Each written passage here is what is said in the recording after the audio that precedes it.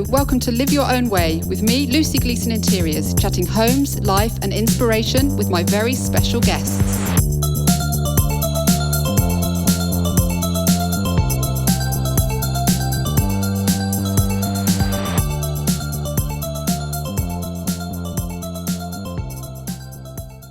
Hello and welcome. I have Rob Abrahams on the podcast today, who is co-founder of conscience-led designer paint company Coat Paints, along with other founder Rob Green.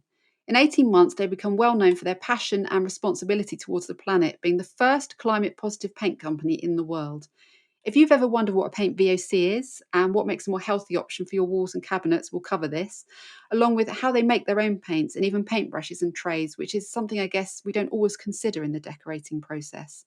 I think Rob's the perfect guest to discuss colour psychology with in our homes and what his experience have been in the last few years in terms of trends and how we've chosen hues and used them, and whether our preferences are changing as we head through this year.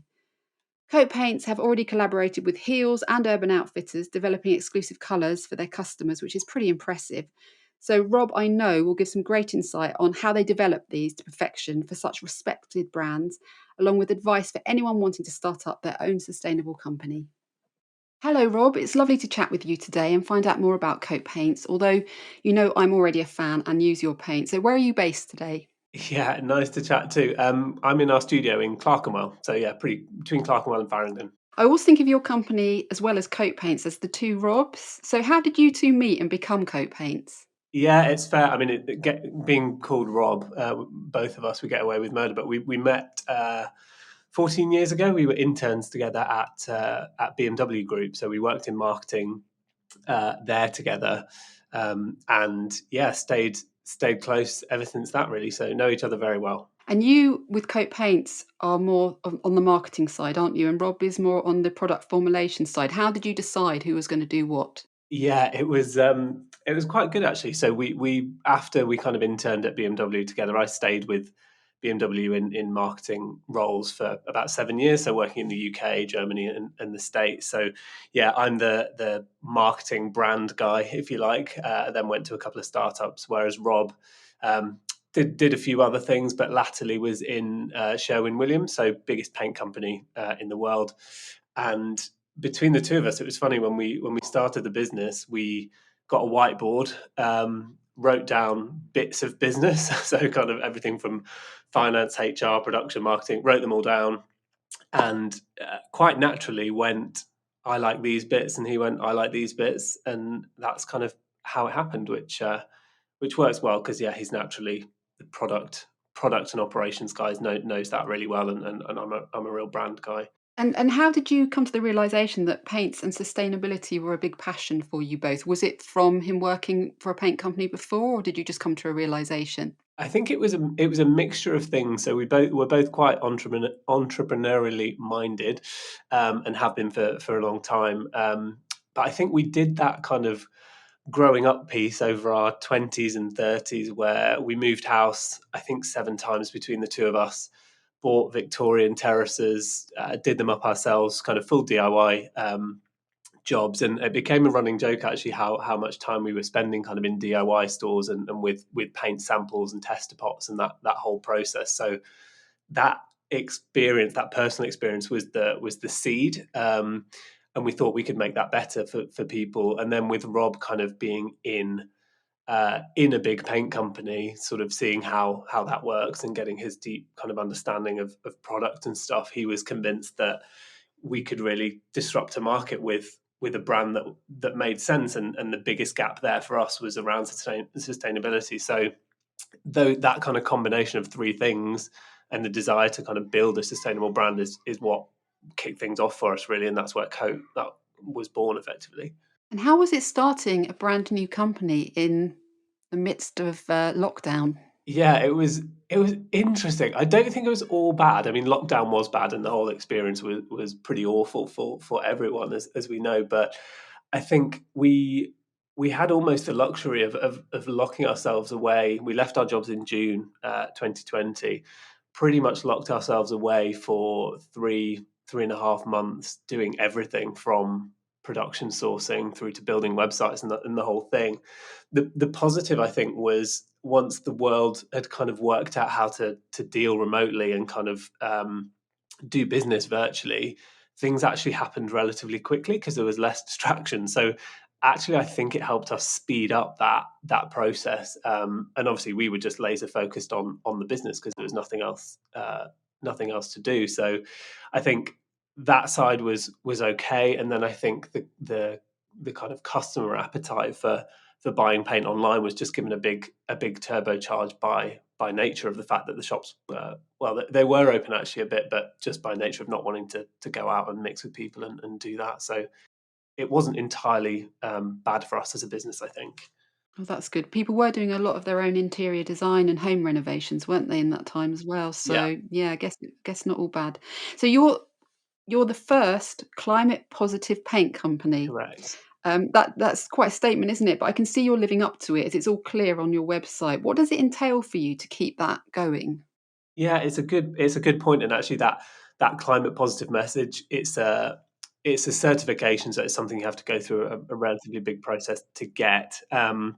But fundamentally, it means, like you say, it means we're standing on what we said we were going to do from the start by creating a paint company in a very different way than anybody else, and being able to stand on every decision that we make. So that is everything from, I mean, we've got an accountability section on our website specifically so that we are very, very kind of open and vocal about what we do.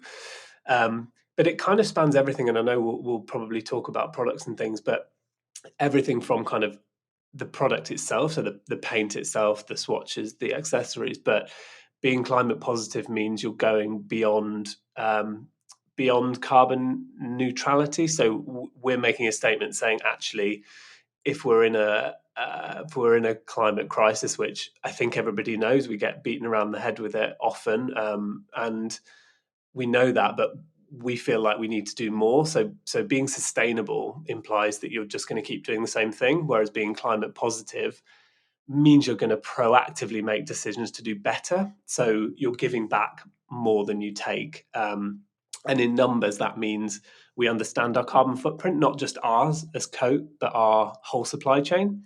And we double offset the unavoidable emissions there. So we're literally understanding every part of our supply chain and our impact, and investing in climate positive projects to double offset that. So that's kind of the material impact of what that claim means. Right, and so it's something you have to kind of keep on top of all the time. Yeah. So it's a constant monitoring and evaluation process of, like I say, not just us as a business, but our supply chain, our delivery partners, and the whole thing. We've got a full time product and sustainability manager who does that as a job. Now, talking about your paints, I've used them in my own home, and now I'm a trade customer with you for my design work. And the finish is excellent, I have to say. I'm sure you know that anyway. But the paint is very velvety and creamy, and the colours are really good. So how long does it take you to perfect the formulations? It must take a while to get them just right. Yeah, it does, and that's where Rob is probably the guy to talk most about this, and he could talk for a long time. But I think right at the beginning when we were perfecting that formula, it is a recipe. So paint it, and it's a question we get asked all the time. What's the difference between kind of X paint and Y paint? And largely it's to do with the combination of ingredients. So everything from how much kind of pigment is in there, resin, so depth of color, durability, base. So all of our paints are water based rather than kind of oil and solvent based, which is a sustainability decision as well as a kind of um, user experience decision, so it doesn't stink and it doesn't kind of give off gases and stuff. But yeah, we spent a long time with various different formulations and recipes at the start. There's an awful wall in my house. I've painted over it now, but it was originally our testing wall for formulation. So yeah, there's a lot of back and forth on that recipe, and I think even that is iterative. So I think yeah, it's fantastic, and we're very happy with our product. But Rob is constantly kind of stress testing that product, different surfaces, different finishes, seeing how we can make it better. So we're happy, but we won't stop, if that makes sense. Great. Yeah. And you've got, is it 56 colours now? Maybe more. 56, yeah. So there's 50 of ours, and then 6 that we did with heels, which is an exclusive edit. So yeah, 56. We'll talk about that in a bit. Because these days for me, as we've all evolved, paint is like it's a real investment, and I'd always rather budget for paint and spend more on it to get good quality, and it's positive health wise for clients and obviously in my own home. Coat are very low in VOCs. We're all still learning what these things mean, but can you, in very simple terms, explain what VOCs are and the benefits of keeping them low? Yeah, for sure. So it means volatile organic compounds, which obviously nobody knows what that means, and it's a weird industry jargon term, but it's basically the nasty stuff. So it's the gases that come off when you paint the paint on the wall. So you want to minimize it. The reason everyone talks about low is because the lower the better, in effect. So what that means for kind of paint companies is low is an interesting word. So the EU defines low as less than 30 grams. Coat, for example, is just about 2. So when we talk about low, we're talking about near 0, but the industry definition is about 30 grams. But yeah, in a nutshell, the lower the better, the less gases coming off the paint. I mean, we're well away from the 90s horrors of where you would paint with I don't know, an oil-based gloss, and it would stink for 3 weeks. Hopefully, the industry's moved beyond that now, but we're all kind of definitely targeting very, very low to 0 product for the health of customers, effectively. Yeah, and you can totally tell the difference. It's so nice to work on a client's room and for them to step in soon afterwards and no smell. Yeah, yeah, I know. It makes a huge difference. And your paints come really quick when I've ordered them. Where are they all made up? So they're mixed in Suffolk. So everything, our supply chain is entirely UK based, which is important to us from a sustainability perspective as well, and not shipping ingredients all over. So, yeah, Suffolk is where if you order paint today before 1, somebody is kind of picking that, mixing it, and shipping it to you to land tomorrow. So it's 24/7 delivery basically all week. Okay, near me. I'm in Suffolk, so Nearest town, it's in the middle of nowhere, but nearest town is called Dis. so am I. There we go. I love your stick swatches. They are brilliant because they're reusable, aren't they? And very handy to move around from wall to wall so that you can see how they will look, how the colours will look against different lights, and obviously no mess. So how has the response been to those generally? Great, yeah. I mean, that for us was kind of a no-brainer when we started the business. We were never going to produce tester pots in the traditional sense. One from an eco standpoint, of course, but 2 just from being someone that's used them and had my understairs cupboard full of them for years. Everyone's got a drawer in their house with probably 5 or 6 of those in there. So again, there's a wall in my house from when we were testing the different materials to use for the peel and stick. It's ripped to bits because some of the ones that we tried were sort of way too sticky. But that's another story. But yeah, we were convinced on that was the way forward, and the response, I think, from customers, again backing just the simplicity of it and going, wow, yeah, why has no one done this before? But also kind of the usability, so you can pretty easily put the thing next to sofas, that you can move it around and put it by curtains and really see kind of how the color interacts with different bits of your scheme really, really easily. And then, yeah, of course, it's kind of 95% less kind of waste than a tester pot. There's no glue on them. That's actually a really clever material. So there's no solvents or glue. It's tiny, almost like gecko's feet, tiny little suction caps. So it will stick on the wall, but it won't take the paint off your wall, which is obviously critical.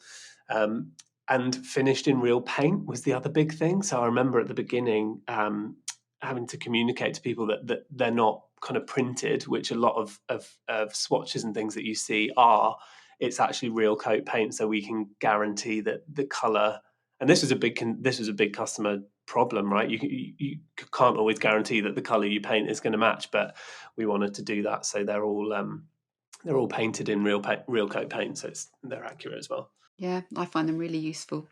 I've seen the name associated with you, Carbon Jacked. So it's a partner accreditor, isn't it? What does that actually mean? Yeah, so to kind of, as a business, to call yourself carbon neutral or climate positive, you have to be accredited. So it's not something that companies should just call themselves, although I think it's a bit rogue sometimes. But Carbon Jacked are our partner, so they are kind of an independent third party that help us with our audit, so measuring all of our emissions, working with our suppliers, um, and they effectively tell us, look, guys, this is your carbon footprint.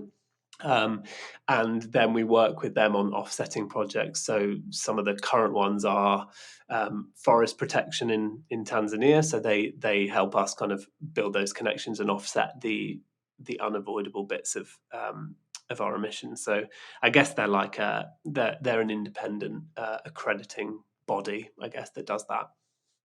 So going back to your products briefly, I was really impressed to see with your tools that they're sustainably made and recyclable. Like you've got sugarcane trays and bamboo handles and water-based primers. It just shows that these things can be done and maybe sort of should be done nowadays. Yeah, definitely. Again, remember starting the business, walking the aisles of DIY stores, and you'll struggle to pick up a paintbrush that isn't plastic in most of them. And we thought actually with the way everything's moving, plastic isn't the way to go. So again, it was just business decisions at the start. How can we do the best with the tools? And the idea is they're more expensive than your kind of throwaway plastic brush, but kind of the point is that you keep them you keep them for a long time. So they're bamboo handled, recycled metal kind of elements to them, and they should last a lifetime. They're really nice to use. I don't know if you've used them with any of your stuff, but they're incredibly smooth and actually. I don't want to be that good workman blames his tools thing, but actually they're incredible tools. So it does help get that kind of paint finish that you want. Um, Shout out especially to the mini foam roller, which was actually new to me when we started Co. I'd never used one before, but it's for kind of woodwork and eggshell, and it's just incredible. It's our top hack that we recommend to people painting kind of paneling or skirting boards and doors. Just gets you kind of completely brush free, smooth finish for that kind of wood and trim work. So that's my favorite bit of kit that we do. Great, yeah, give that a go for sure. And you don't test on animals either, do you? Is there anything that you haven't thought of? I don't. Well, I guess it's the beauty of starting from scratch, right? We kind of had that opportunity, and we're in an industry with kind of lots of people. It's a very old industry, 100 years old, and yeah, I guess we were lucky that we could. Every decision we made had that in mind. So Rob and I always from the start said we need to be able to stand on every decision, and it is hard for a small business because a lot of doing things right a lot of the time costs you more money as a business. But I think people understand that, and I think that's why kind of products are priced the way they are, and how we are. We're standing for a different way of doing things that isn't fast fashion, consumerism, and just doing things properly. But it's nice of you to say. But I think yeah, we've had to make every single decision. So yeah, it's just been nature of building the business.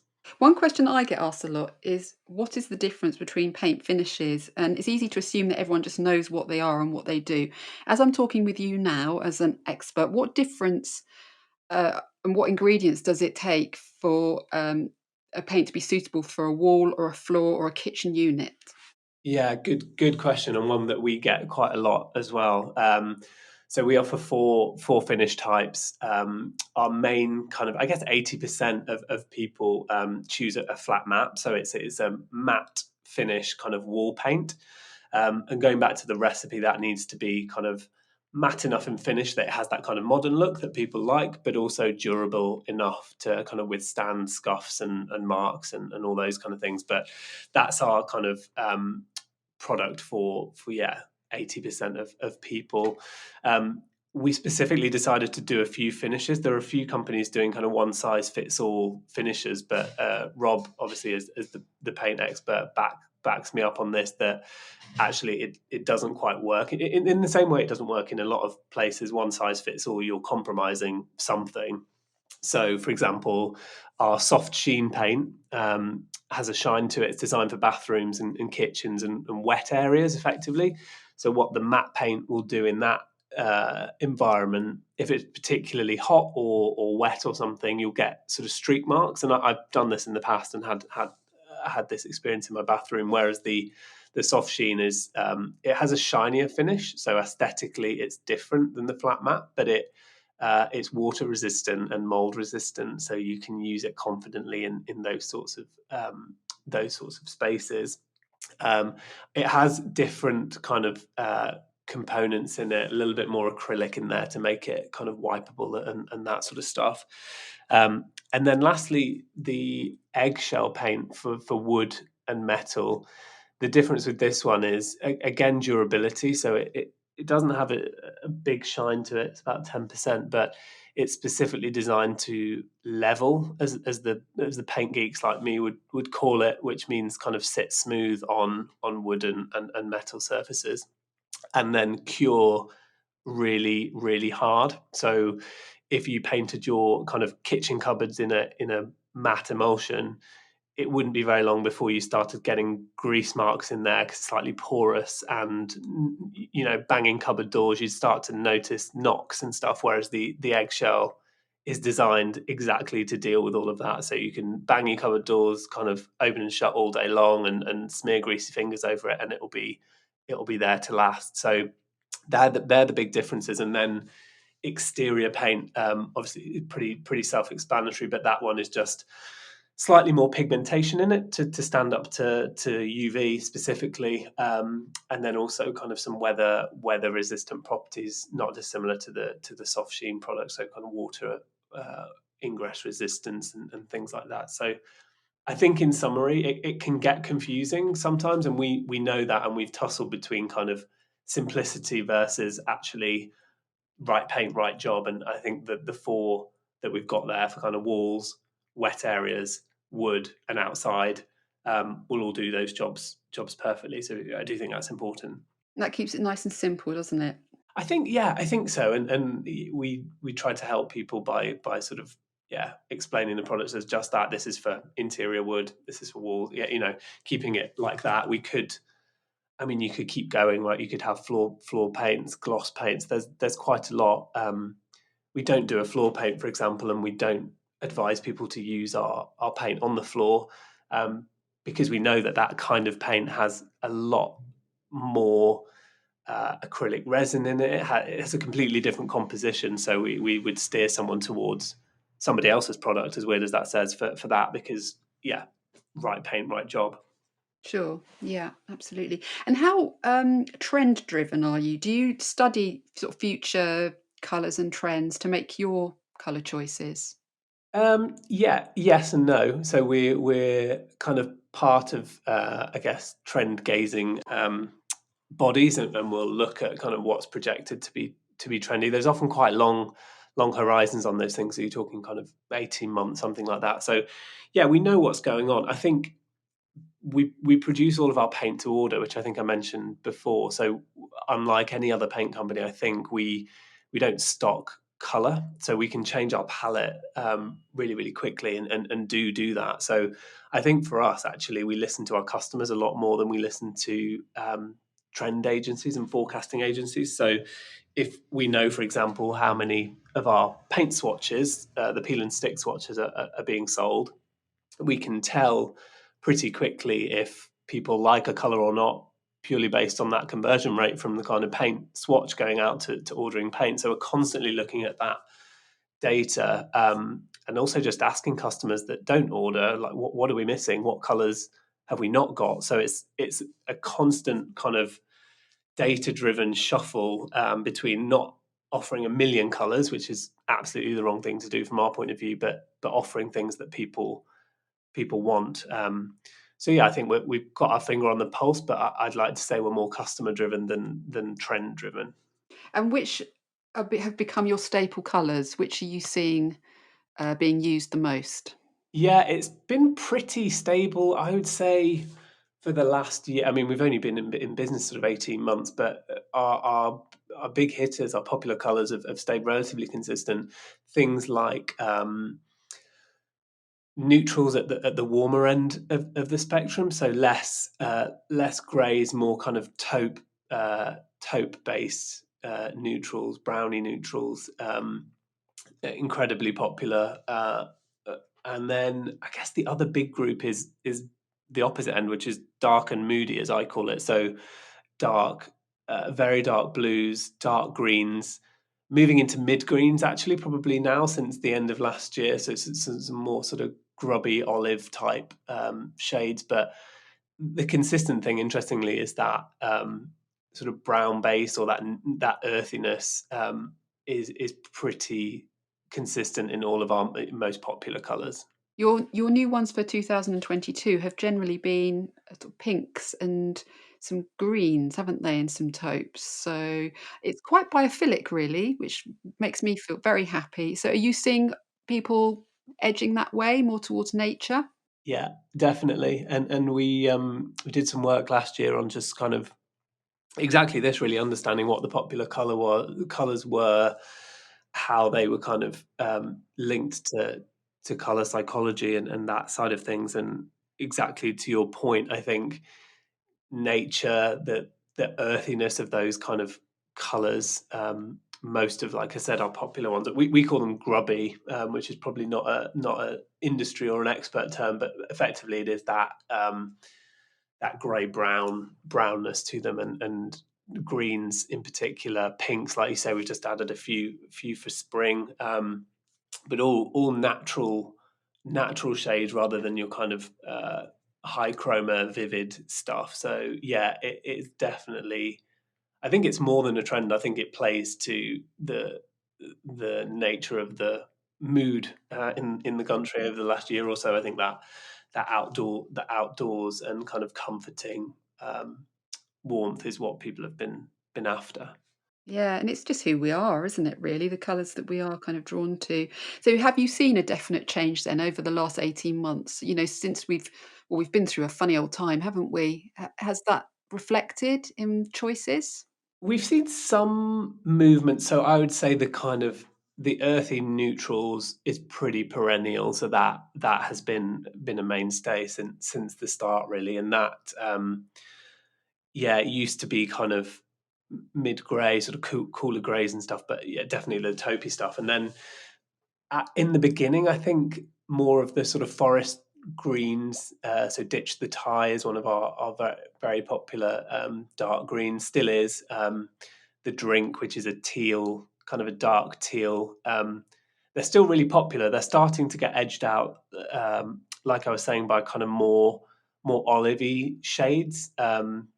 So with more kind of yellow in, over the last, I'd say probably 6 months or so, we've started to notice that. So hence kind of our palette drop this year, including quite a lot of, I think out of the 15 that we launched, there's probably 5 greens, um, all quite yellow based olivey shades. So that's probably the biggest change that we've seen. I love the zingy, limey plant power you developed for the start of the Green Planet with David Attenborough. What was the thought process and the final decision on that colour? Because obviously it could be any kind of green, couldn't it? So what made you choose that particular colour?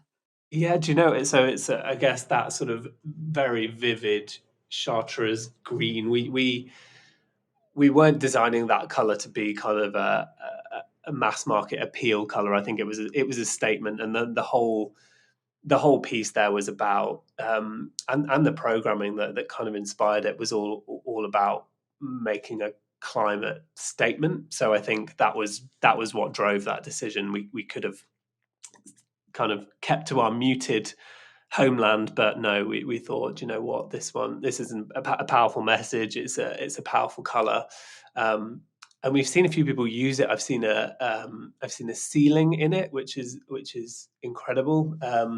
I've seen somebody use it for a fireplace. So do you know what, it was punchy deliberately, and we loved it, and contributed kind of the money from that to the World Land Trust, and that's kind of how we showed our support to that cause. Do you ever see, I mean, you must spend quite a bit of time doing your market research, looking at social media. I mean, I know I do too. Do you see a lot of people following trends such as like Pantone's very Perry, isn't it? The latest one, so purples. Because I'm not seeing it so much, but it doesn't mean that it's not happening. Yeah, it's interesting, isn't it? I think it. So if I put my business head on, no, as in I think you see some content around the launch time and kind of few people using it, but at that point in time, I think those colours are quite niche often. So I think you're pointing to a trend that we might see more of next year by the time it kind of reaches mainstream. One thing we do see a lot is the more kind of real life imagery we can get of a color. So the more people painting their kind of real homes and their real spaces in color, the more popular that color becomes or sells. So the more people can see it being used, the better. Um, and I think with those trend colors, it's probably just a case of I think Dulux had one last year that was sort of a brown color, and at the time, I think everybody went, "Oh, what's that?" But actually, it's starting to make its way into the mainstream now. So I just think it's a timing thing, and yeah, giving people a chance to see it more and get comfortable with it. But lilac's a funny one. I think, oh, it's not really lilac, is it? But that sort of purple is really difficult. I think I can't remember. We were working with a color consultant actually in Germany about our European palette, and she was talking about purple being one of the most, I think, the most polarizing color, even after red. So it's a really difficult one for I think a lot of people to use. Yeah, it's definitely a love it or hate it color, isn't it? I think. I think so. Yeah, I think It so. must feel really lovely and quite surreal to see your paint uh, on walls in all different homes. Is it a nice feeling? It is nice. It was weird at the start because obviously you're sort of living in this bubble of launching the business and whatever, and yeah, it's surreal. But I think running a startup and a business quite there's a lot of pressure and it's stressful and stuff. But occasionally, like I'll browse Instagram and I'll see how people have used colors, and yeah, it does feel really nice. It feels like that's kind of what we're doing it for ultimately, to help people create homes and spaces that they love. So it's really nice, and I look at our tagged feed on Instagram a lot. Yeah, yeah. Have you spotted anyone trying out new ways of using paint with your colours on Instagram? Because it actually is a really good place to go, isn't it, to kind of see what people are up to? Yes, I mean there's the kind of the paneling trend and various versions of that we see cropping up. So some people have done some quite clever things with multi-layer paneling and creating kind of almost sort of features on the wall with different layers of wood and painting that up, which always looks really cool.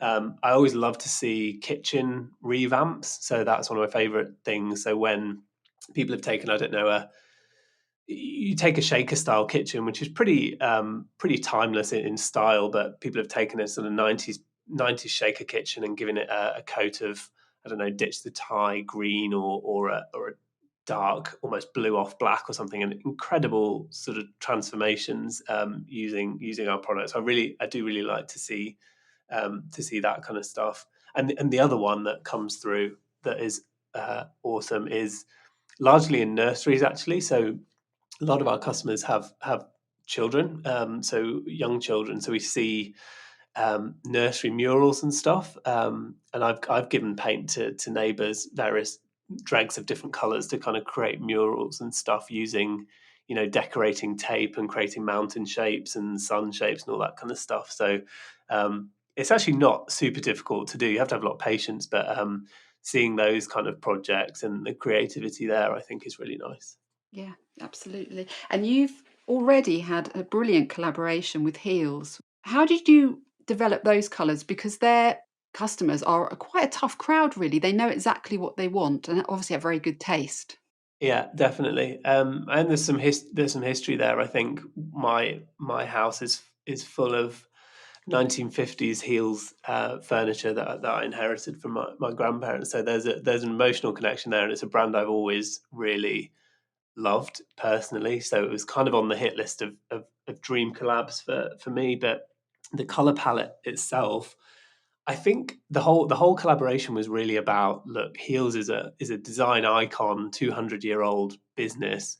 Coat is a 1-year-old digital startup. How do these two businesses kind of collaborate? So all of the colors do play very much on that heritage that Heels has, and I think timelessness was a big part of it. So if we talk about trends versus timelessness, I think if you look at that palette, hopefully you agree, but they're designed as relatively kind of, yeah, timeless shades.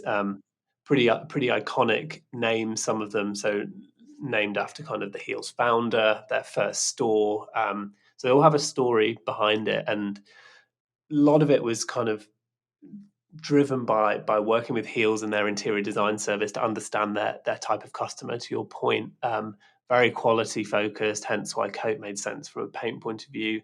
Very kind of keen on what they like, but also, yeah, high standards. So they drove that color palette discussion, and we ended with those six shades. So about half kind of dark and moody, half sort of neutral shades, that are designed. In theory, the idea is you should be able to kind of use one of those colors in pretty much any space and in any scheme, and it will look kind of effortlessly timeless and kind of elegant. Yeah, there's quite a lot of greens and blues and sort of this greige colour, wasn't there? So they're beautiful. Really loved them. Great. Ambrose is the greige, yeah, named after Trevor Ambrose. I've got that one in my bedroom at home, actually. Oh, lovely. And also, there's the collaboration with Urban Outfitters, which is a slightly different age demographic, really, isn't it? So that must have been fun. Yes, so similar process. Again, it was kind of working with them on who are your customers, who are we talking to, and what do they like. So to your point, yeah, completely different demographic, but still similar underlying qualities of being, regardless of age, I think being sustainability focused and very keen on that aspect, and again quality focused. But the color edit is almost the polar opposite, right? It's very saturated, very vivid. Pinks, greens, oranges, kind of 50s Miami inspired, some of it. So, yeah, similar process of working to understand the customer. But the output obviously is very different. And I think for Coat, that was about our view on kind of there's no right or wrong when it comes to color. It's about what you like and what your style is. So yeah, we like creating these kind of edits that work for groups of people and kind of brands. Yeah. You've mentioned your own home and a few of the colours and perhaps some of the furniture, but what are your personal preferences when it comes to colour palettes? And has that changed since you started your company? Yeah, well, I had to repaint most rooms in my house so that I wasn't embarrassed when I told people it was something other than Coat. So I've just finished that, which is good. Um, but do you know, I think going back to the furniture piece, so the 50s heels stuff, some kind of Sylvia Reed stag furniture, things like that I absolutely love, kind of do drive the scheme in a lot of the rooms. So kind of orangey tiki wood. I've got a mix of kind of the warm neutral. So Ambrose was one of the shades. Sunday Soul is the other one that's used quite a lot in at home. That's kind of a taupey, a brown based taupe color in the living space.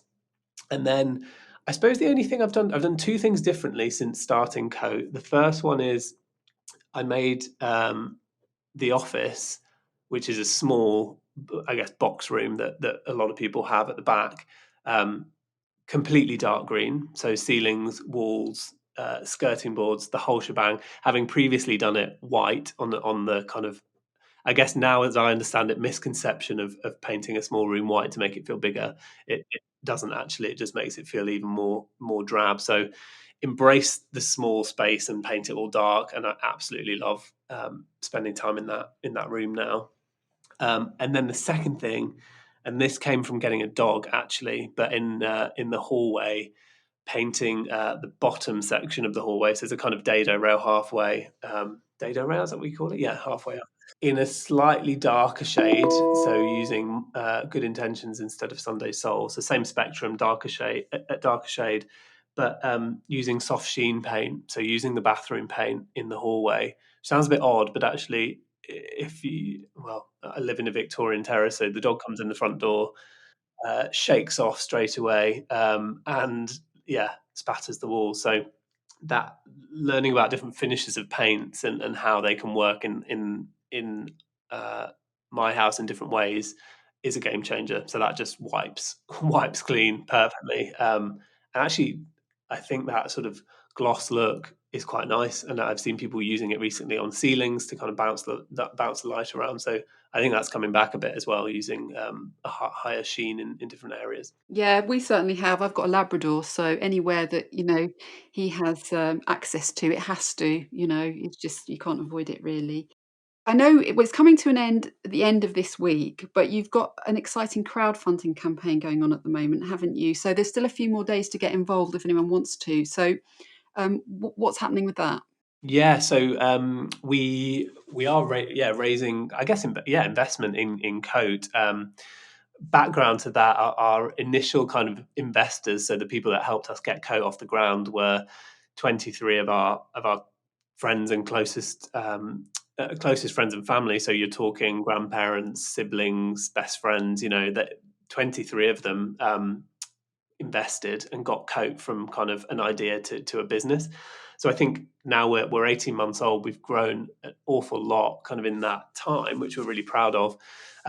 So it's time for us to kind of keep growing, and that investment around that crowd fund allows us to kind of bring our customers and fans in on that journey, so people can invest. I mean, it's literally anything from kind of £10 upwards, um, to own part of the business, and we really like that idea of having a community driven business with people that love paint, love interiors, love Coat, and want to be part of it, want to be part of the future of kind of what we're doing. So yeah, that's it's live now on a platform called Cedars. So we'll be live for a while, but yeah, would love any Coat fans to check it out. Yeah, I think also if people sign up to your newsletter, you update on it, don't you? We do, yeah, yeah. So we're constantly kind of communicating what's going on with that, via that, weekly. Yeah. So what else have you got coming up then? Have you got a busy rest of the year? Yeah, it feels that way. I can't believe it's April already, but yeah, we are launching in Europe, so that's a pretty big deal at this point. So we're getting a local production operation in Belgium. So that will allow us to kind of bring Coat to anyone in Europe, really, but particularly in Germany, the Netherlands, and France is where we're focusing.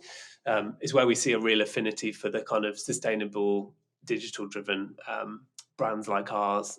So that's going to be a big part of this year for us, is getting out there in those countries, and then kind of more color palette work. So you'll see kind of a new drop in June of some different shades.